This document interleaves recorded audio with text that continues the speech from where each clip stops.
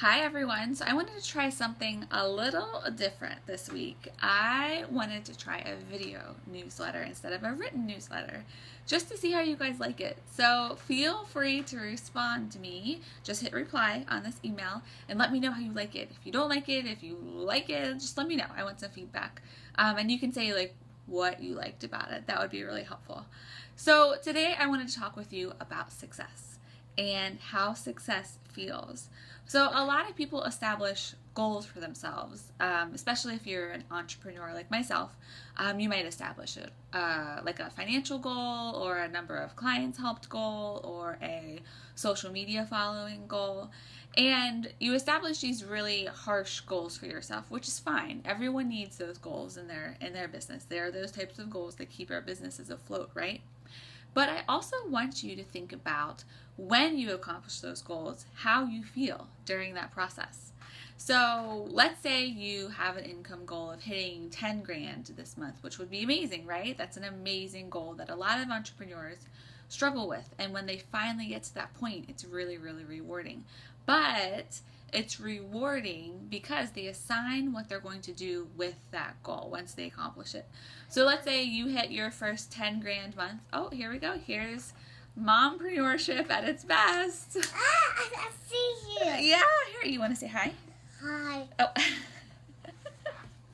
Here we go. All right, so we're talking about goals. You want to talk about goals with me? Okay. Are you going to go watch Finding Nemo some more?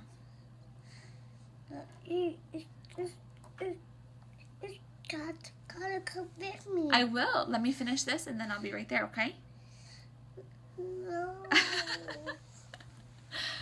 So, when you are working towards a goal, I want you to think about how you're feeling when you get to that goal. The 10 grand goal, that's a big goal for a lot of entrepreneurs. That's a big deal for many of us. And when we accomplish it, it can be really, really gratifying. But I want you to assign a job for that money, right? I want you to figure out exactly what you're going to do with that extra cash you're making this month.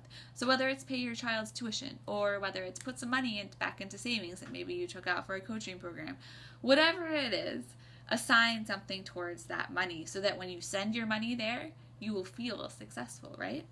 I also want you to think about actually how you're feeling when you accomplish those goals.